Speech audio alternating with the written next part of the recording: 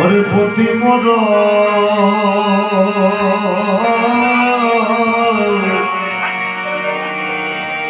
আমার গৌর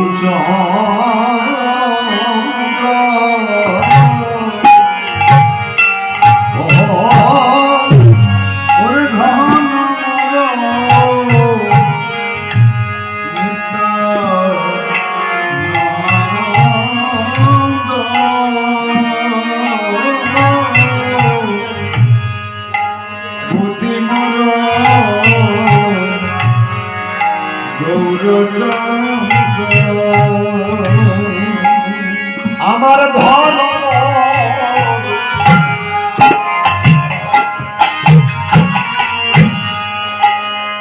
ওই নিত্যানন্দ আমার প্রতি ওই চন্দ্র ধন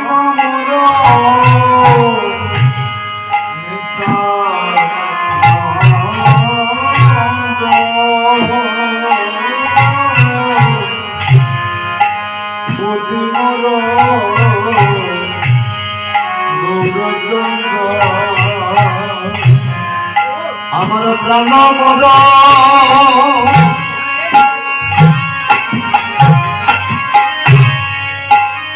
প্রাণ মর যুগল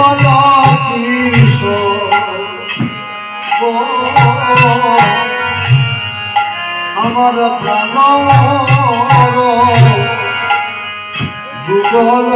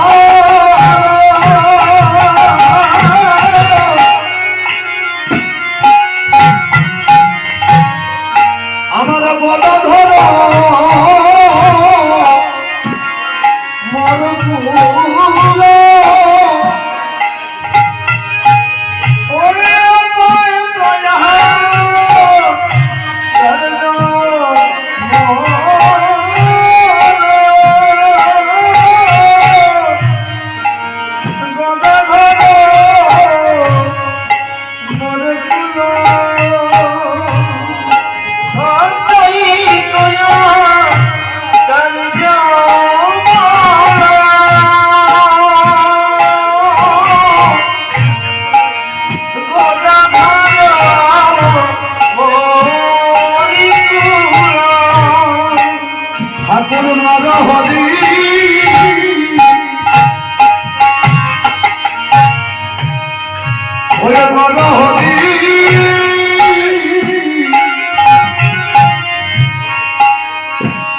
বিলাস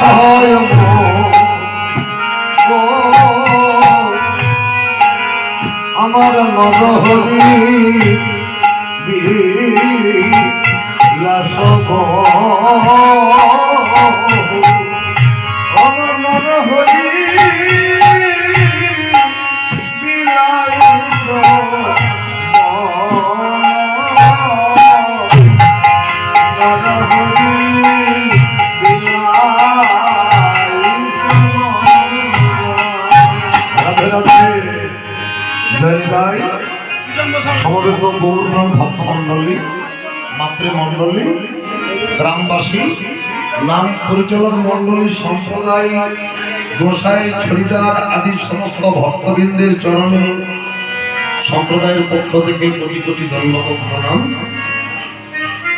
সকালের চরণ ধরে মাথায় নিয়ে এই ক্ষুদ্র সম্প্রদায়ের পক্ষ থেকে আপনার সামনে কিছু হরিকথা, বহু কথা পরিবেশন করার জন্য আমরা উপস্থিত হয়েছি। যার ইচ্ছায় জগৎ চলে তার গুণ আর কি গাইব বলুন। তাহলে প্রথম পদাবলী করলাম কি, দরতন দাসের পদাবলী, ধনমর নিত্যানন্দ। বলছে এটা এমনই ধন, নিতাই ধনে ধনে যায়। এই ধন যত বিলি করবেন তত ধন বাড়বে, কমবে না। আর অর্থ ধনে ধনী যারা যত দিবেন তত শেষ হয়ে যাবে, পথের ভিখারি হয়ে যাবে। তাহলে ধনমর নিত্যানন্দ আমাদের এটাই তো বড়, আমাদের অভাব বলে কিছু না। আমরা নিতাই ধনে ধনী, আমি একলা বলবো জয় নিতাই, আমার সঙ্গে সঙ্গে কতজন বলবে জয় নিতাই, আমি এই ধনটা বেড়ে যাবে। ধনমর নিত্যানন্দ, নিতাই ধন। আর আবার কি, প্রতিমোর গৌর চরিত্র। আমরা যে ঘর বাড়ি ছেড়ে যে এই হরি মন্দিরে এসেছি, তার জন্য আমাদের প্রতি জগৎপতি গৌর হরি আমাদের প্রতি, উনি হলেন আমাদের অভিভাবক। ওর আদেশেই আমরা চলি, এটাই আমাদের গল্প। আর প্রাণমোর, আর এই যে বেঁচে আছি তার কৃপাতে প্রাণমোর যুগল কৃষ্ণ, রাধা কৃষ্ণের কৃপাতে। রাধা কৃষ্ণ প্রত্যেকের প্রাণটা হলো রাধা কৃষ্ণ। কেমন করে আছে দেখতে পাই না, বুঝতে পারি। বুঝতে পারি কিভাবে বুঝতে পারবো? বাতাস উপরে আছে, আসছে আর যাচ্ছে, নাকের কাছে হাত রাখুন, বাতাস বেরিয়ে যাচ্ছে আবার আসছে। প্রাণ স্বরূপ যুগল কিশোর বিরাজ করেছে। এর থেকে আনন্দ আর কিছু আছে? কিন্তু নিঃশ্বাসে বিশ্বাস না। এত ভালোবেসে দেহটাই আছে কেন? শ্রীকৃষ্ণের যতক লীলা সর্বোত্তম নরলীলা, নরবধূ তাহার সমান। যদি মানব দেহটা সামান্য দেহ নয়, যদি কেউ ইচ্ছা করে ভগবানের সমান হতে পারে, কর্ম দ্বারা ভগবান হওয়া যায়। কর্ম না করলে হবে না, কর্ম করতে হবে। কর্ম হলো তিন প্রকারের, অকর্ম, কুকর্ম, সুকর্ম। সারাদিন তো সবাই কর্ম করছি, তাহলে কি আমাদের কর্ম হয় না? বলছে আসল কর্ম হয়। সকাল থেকে রাত্রি পর্যন্ত সংসারের জন্য যে গাধার মতন খেতে যাচ্ছি, বলছে এটা হলো অকর্ম। এটা তুমি যতদিন সংসারকে পরিষেবা দিতে পারবে ততদিন সংসার তোমাকে মা আমার, দিদি আমার, বৌদি আমার, ওগো আমার, কত কিছু বলবে আমার। আর যখন পরিষেবা বন্ধ হয়ে যাবে না, এক গ্লাস জলও দেবে,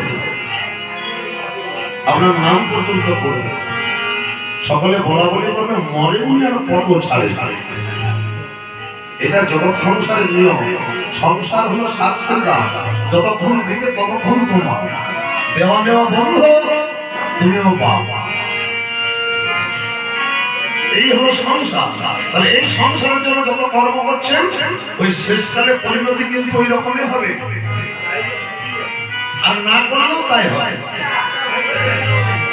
তার প্রমাণ কত খরা, লেঙ্গড়া, বোবা, অচল জন্মগ্রহণ করছে, তারাও ৬০-৭০ বছর পর্যন্ত বেঁচে থাকে। কি বাবা থাকে না? তারাও বেঁচে আছে, কোনো কর্মই করতে পারে না, পরের দ্বারাই তাদের পেট চলে, তারাও বেঁচে আছে। আর সারা জীবন সংসারের জন্য এত করলেন, গাড়ি করলেন, বাড়ি করলেন, ছেলে মেয়েকে মানুষ করলেন, শেষের দিনে আপনার ভাগ্যে এক গ্লাস জল পর্যন্ত দিতে পারে। গ্রামের ছেলেরা যদি দয়া করে তবে আপনি দুটি খেতে পারে। বলছে এই সংসারের জন্য এত সব কর্ম করেছেন, এগুলো হলো অকর্ম। তোমার জন্য করেছো কি? তুমি পরের জন্য করেছো। আর কুকর্ম কোনটা? এই আমি ভালো থাকবো, আমার ছেলে মেয়ে ভালো থাকবে, আমার সংসার সুখের হবে, তার জন্য রোজগার করতে গিয়ে কত মিথ্যা কথা, কত প্রবঞ্চনা, কত ঠকবাজি, কত দুয়ারচড়ি করে নিজের পকেট ভরাচ্ছি সংসারটাকে ভালো রাখার জন্য। বলে ওটাকে বলছে কুকর্ম। আর সুকর্ম কোনটা? সুকর্ম হচ্ছে যে হরিনাম বন্ধ হয়ে গেছে, অপূর্ণতা হরিনাম হবে কি?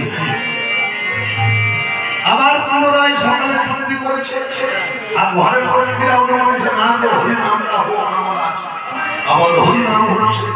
তাহলে সারা বছর অকর্ম কুকর্ম করার পরও এই যে দুদিন ব্যাপী হরিনাম সংকীর্তনের সকলের মতি, হরিনাম সংকীর্তনের ব্যয়, আর দুদিন ব্যাপী হরিনাম সংকীর্তনের মধ্যে আমরা দিন কাটাবো, সারা বছরের কর্মটা সুকর্মে পরিণত হয়ে গেল।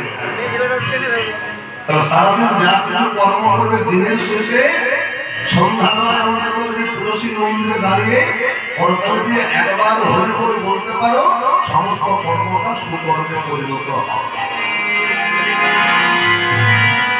তাহলে গোবিন্দ আছে বাতাস রূপে, রাধে রাধে, বাতাস রূপে ভগবান আছে। আমরা জানতে পারছি, বুঝতে পারছি, চোখে দেখতে পাচ্ছি। কেন পাচ্ছি না? বলে আমাদের নজরটা তো অত ভালো না। এই দু চোখ দ্বারা গোবিন্দ দর্শন হবে হবে না। গোবিন্দকে দেখার জন্য আর একটা চোখের প্রয়োজন, তার জন্য সঙ্গ করতে হবে। এই আজকে সাধুগুরু বৈষ্ণবের সঙ্গ হয়েছে, এতে কি লাভ হয়? যে মাঝে মাঝে নিতাই গৌর প্রেমানন্দে হরি হরি বল, এই যে হরি নামের ধ্বনি, এতে কি হয়? এই আমার মধ্যে যতগুলো পশু আছে, 6টা পশু, এগুলো মারা যায়। তখন জ্ঞান চক্ষুর উদয় হয়, আর জ্ঞান চক্ষুর উদয় হলে সকলকে সমানভাবে ভালোবাসা যায়। আর যখন আপনি সকলকে ভালোবাসতে পারবেন, তখন সবার মধ্যে ভগবান দর্শন করতে পারবেন। বহুরূপে সমরূপে তোমার চারিকতা পরিচয় ঈশ্বর, জীবে প্রেম করে যেই জন সেই জন সেবিছে ঈশ্বর। আগে ভালোবাসতে জানতে হবে, নিজে খাবো, নিজে থাকবো, আমার ছেলে মেয়ে ভালো থাকবে, এটা গৌর হরির মতবাদ নয়। গৌর হরির প্রেম পেয়ে গেলেন কেন না? সবাই সবাইকে ভালোবাসে। রাধে রাধে।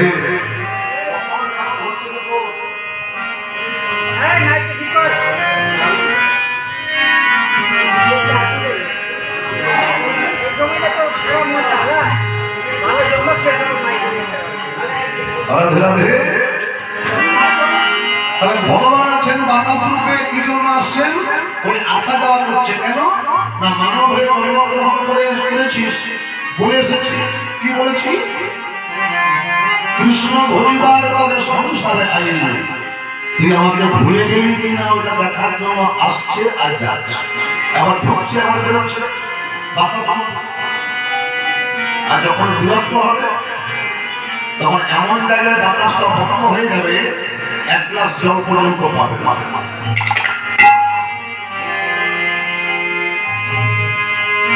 আমাদের গর্ব, আমরা বেঁচে আছি কার জন্য? প্রাণমোর যুগল কিশোর, যুগল কিশোর আমাদের প্রাণ।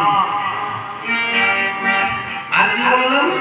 অদ্বৈত আচার্য বলো, অদ্বৈত ঠাকুর অদ্বৈত আচার্য বলো। তাকে কেন স্মরণ করলেন না? অদ্বৈত প্রভুই তো কলিযুগের পরিত্রাণের কর্তা। উনি তো মহাপ্রভুকে গঙ্গাজল তুলসী দিয়ে এনেছেন, আর মহাপ্রভু এসেই তো এত সহজ উপায় বের করে দিল। পূজা করতে পারবি না, যজ্ঞ করতেও পারবি না, আর অত খরচ করতেও পারবি না, অতি সহজ উপায় হরি বল। একটাই উপায়, জীবের একটাই বল, হরির বল। ছেলের বল, কন্যার বল, গাড়ির বল, বাড়ির বল, অর্থের বল, বলে এগুলো সবই দুর্বল। এদের একটা কোনো বল না। যে কোনো ব্যক্তির হাতে 10 লক্ষ টাকা দিয়ে দেন, খরচা করবেন, 10 দিনও শেষ হয়ে যাবে, আবার যেই কেসেই হয়ে যাবে। এগুলো দুর্বল। একমাত্র হরি বল, বল যদি আছে একমাত্র হরি বল। বাকি কিছু বল দেখতে পাচ্ছি না, সব দুর্বল। তাহলে অদ্বৈত আচার্য, অদ্বৈত প্রভু এনেছেন, উনি হলেন আমাদের আচরণ। তাহলে কেমন করে এনেছেন না? প্রত্যেক দিন গঙ্গা জল তুলসী দিয়ে ভগবানকে আরাধনা করেছে। আর আমাদের কর্তব্য কি প্রতিদিন স্নান করে খেয়ে হোক না খেয়ে হোক গোবিন্দ চরণে আমরা তুলসী অর্পণ করবে, তবে তো বলাবলিটা সম্পূর্ণ হবে। প্রত্যেকের করণীয় কর্তব্য অদ্বৈত আচার্য তার আচরণটা ধরতে হবে, তবে তো মহাপ্রভু বাড়িতে আসতে। গদাধর মর্গ, গদাধরকে না গদাধরকে রাধা ভাবে ভাবছে, আর গদাধরের বধন হেরে